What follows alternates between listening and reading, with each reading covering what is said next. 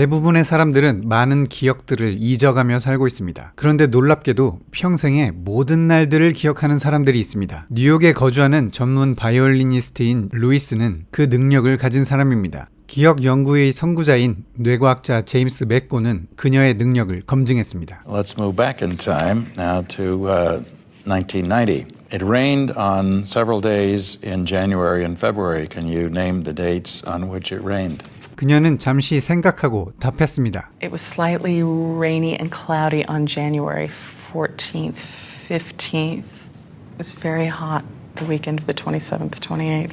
No rain. It rained very hard on Sunday, February 4th. 공식 기상 기록과 정확히 일치했습니다. 의심스러울 만큼 믿을 수 없는 기억력이었습니다. 그래서 이번에는 공적인 사건들과 관련한 추가적인 테스트를 진행했습니다. October 19th, 1987. It was a Monday. That was the day of the big stock market crash, and the cellist Jacqueline Dupre died that day. The Berlin Wall falls on what day? November 9th, 1989, which was a Thursday. Christopher Reeve's accident occurred on what day? It was Saturday, May 27th, 1995. And when were the Oscars held in 1999? In 1999, Sunday, March 21st. Yes, perfect. I went to a fabulous Oscar party that day. Because these people remember things that you and I couldn't possibly remember. And they're not memorizing, there's no trick. They can do with their memories what you and I can do about yesterday. And they can do it every day. And they can do it every day. And when I ask what goes on in your brain, what goes on in your mind, they give the very unsatisfying response, I just see it.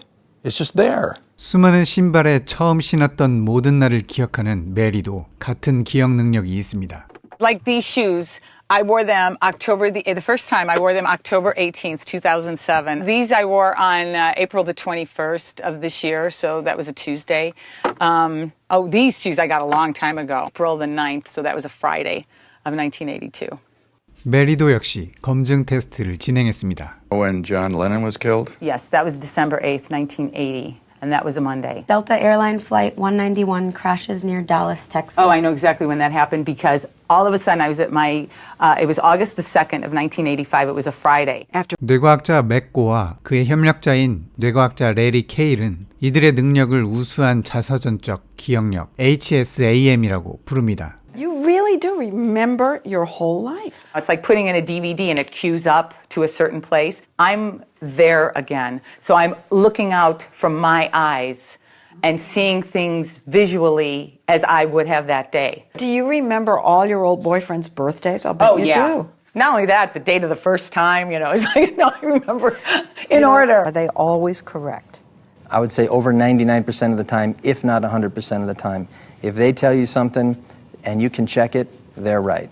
I've almost given up looking now because, okay, they're right. Are they autistic? Are they anything like savants? Well, I guess the answer is yes and no. They're not people who have an extraordinary ability but can't tie their shoe. And that's part of what I think makes this at least so interesting for me, is that you have this really remarkable ability in a person who is otherwise pretty darn normal. 생각해보면 정말 부러운 능력인 것 같지만 단점도 있습니다. 그녀에게 아픈 기억에 대해서 물었더니 Sometimes it'll be as though it happened yesterday. Sometimes it's as though it happened last week. 1986년 그녀가 어린 시절에 학교를 바꿔야 해서 슬펐던 날에 대해서 말하면서 그녀는 지금 일어난 것처럼 생생한 감정으로 대답합니다. I felt like my whole world was collapsing. And you say that and it's like all of a sudden I feel like this really heartbroken little 13-year-old all over again. You feel it? I do feel it. Vivid. Yeah. Awful. Yeah. Is your heart? I mean, my heart is actually pounding right now. telling me. 그녀는 자신의 기억력이 선물이라고 말하지만 분명한 단점도 있는 것 같습니다. 도대체 이들의 뇌는 어떻게 다른 건지 MRI로 스캔을 해보았습니다. 이들의 뇌에서는 연령과 성별이 일치하는 대조군 피험자보다 훨씬 더 큰 뇌의 영역이 발견되었습니다. There's two areas that are jumping out at us. The first is this area over here called the temporal lobe, and this area is quite a bit bigger. Now, that's intriguing because this is the chunk of brain neurobiologists think has to do with storing new memories. So not a surprise. Not a surprise there. 더 놀라운 두 번째는 꼬리핵이라 불리는 영역인데 무려 7배가 더 컸습니다. 흥미로운 점은 과학자들이 이 영역이 습관이나 기술학습, 강박장애와도 관련이 있다고 믿고 있기 때문이었습니다. We have the chicken egg problem. Do they have these larger brain regions because they have exercised it a lot? Or do they have good memories because these are larger. Because these are larger. 그리고 꼬리핵이 강박장애와 관련이 있다고 생각된다는 사실에서 과학자들은 힌트가 있을 수도 있다고 생각합니다. 메리도 강박장애가 있습니다. I love organization. I like my shoes a certain way, right foot going this way, left foot going that way, so you can always see the toe and the heel on every pair.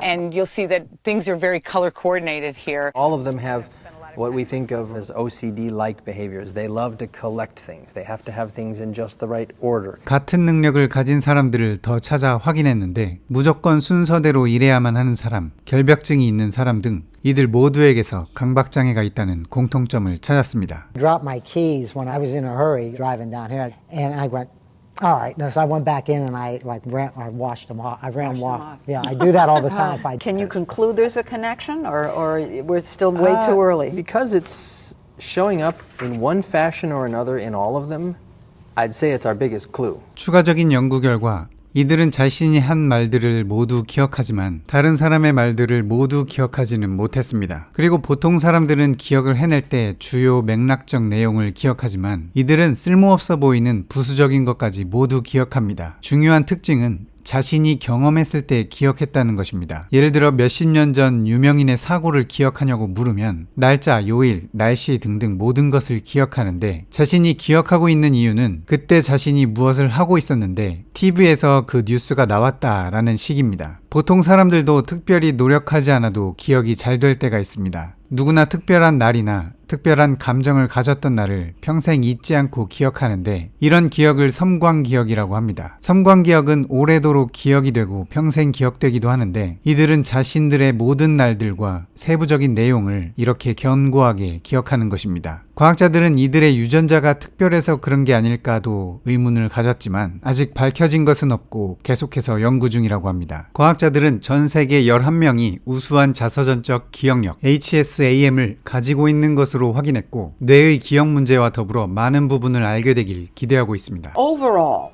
is it a good thing? Are you glad you have this? I am. You are? I am. I mean, sure, there are times when it's difficult, but I feel like it makes me live my life with so much more intention and so much more joy. Like, What do you mean more intention? Because I know that I'm going to remember whatever happens today. It's like, all right, what can I do to make today significant? What can I do that is going to make today stand out?